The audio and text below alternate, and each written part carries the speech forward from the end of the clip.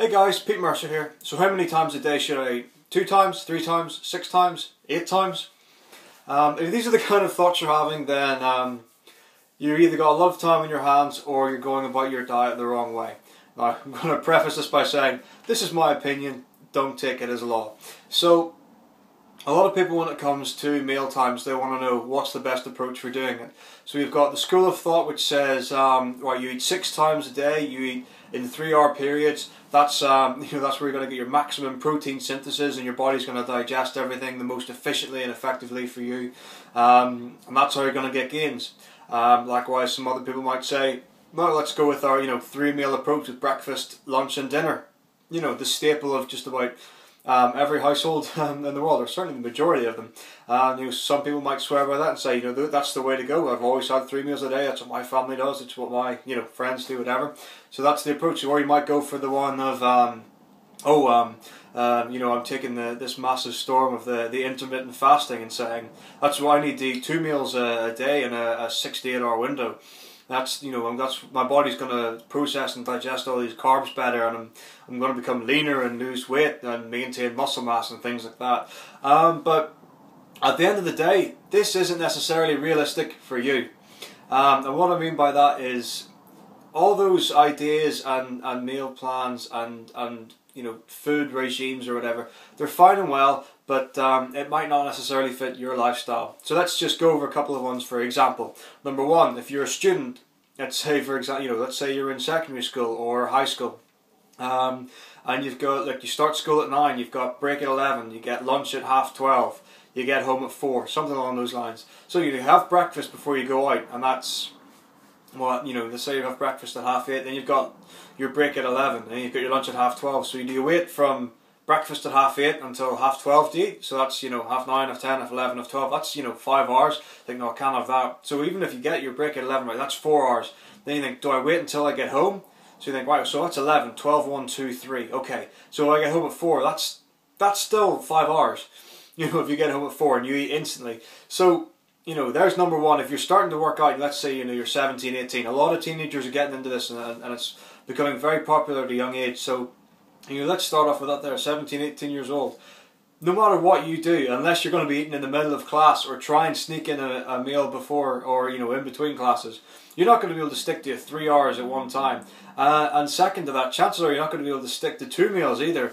Because if you're getting up at school, you have to start at 8:30. You have to get through the entire day, and your brain needs to be going. You need to be focusing on your work and studies and the rest of it.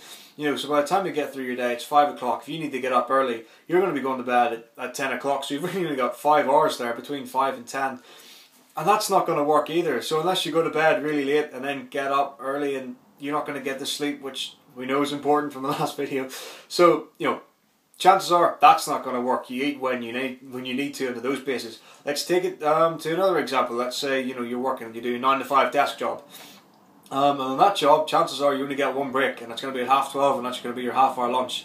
And you don't get paid for that. That comes out of your pay. So let's say you work at 9, you get your lunch at 12:30, you finish at 5. When are you going to eat? Before and during your lunch, and then after that, you can't fit into your 3 hours. And if you want to do your 2-hour intermittent fasting, or not 2 hour, but 2 meals, you're not going to have them after 5 and before you go to bed.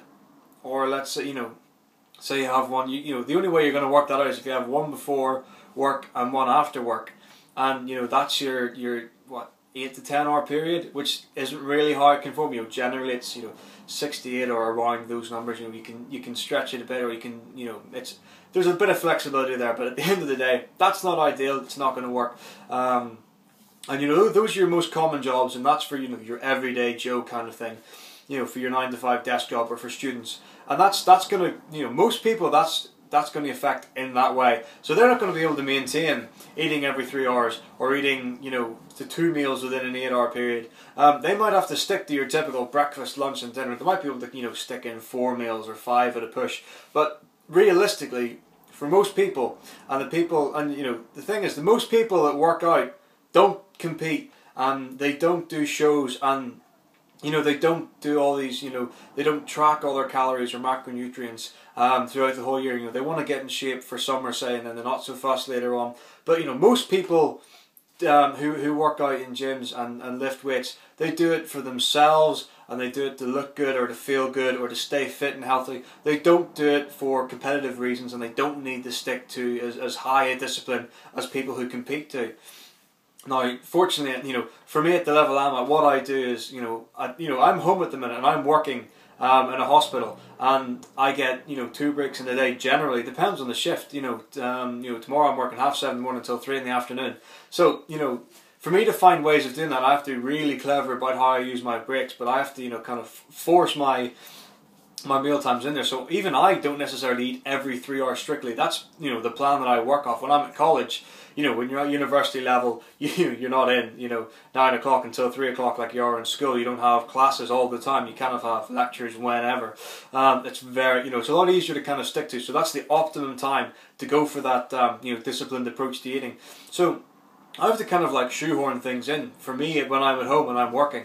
So it's not an ideal world. I'm not getting every 3 hours. So, in some people's eyes, it's like, oh, you're not getting your optimum protein synthesis. You're not going to make gains. That's not how it works.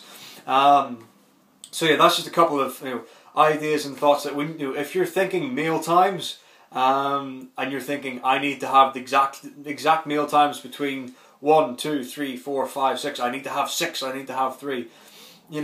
Fair enough, if you want to say, I need to have this many meals in a day, you can try and make that work and fit it around your schedule, that's fine. But if you start saying, I need to be exactly these times, it's not going to work, it's not realistic. And the other thing is, you're probably not going to be able to hold it up for your entire life. It's going to change at some point. At some point, something's going to change in your life, whether it's in your studies, or your career, or your job, or you're on holiday, Different things affect different people in different ways. That's the whole point. The big thing with bodybuilding and fitness is it's not a hard, firm science. It's not mathematics. You can do a lot of it cleverly by doing the groundwork and doing, the malice behind it and thinking, right, well, if I do this and this and this, and things do add up and things do correlate. But it's not a hard science, and you can't work off rigid numbers. You have to find out what works for you. So, that's my take on things. I was kind of ranty, but at the end of the day, the advice that I give is that track your calories, track your macronutrients, and if you can only get 4 meals a day in, get 4 meals a day in. If you try and keep your meal times as even as you can, if for nothing else, then just to make if you're having equal amounts of food in the day, it means that you will 1, you'll digest it more evenly, but 2, you'll get hungry at the same times, or you'll get less hungry because you're eating at regular intervals. And I find that's why I like to eat 6 meals a day over even periods. It means that I don't get hungry and I'm basically topping up as I go along. I would not be able to last 4 to 5 hours between meal times. That's not how I roll. So there's a few things to think about. Yes, by all means, try and keep your meals even. Try and stick to the plan that works for you, but don't try and force yourself into don't try and shoehorn meals into an unrealistic lifestyle, because it'll make you unhappy, it'll make you grouchy, and it's not going to work. So do what works for you. Simple. Anyway, I'm Pete Mercer. Take it easy.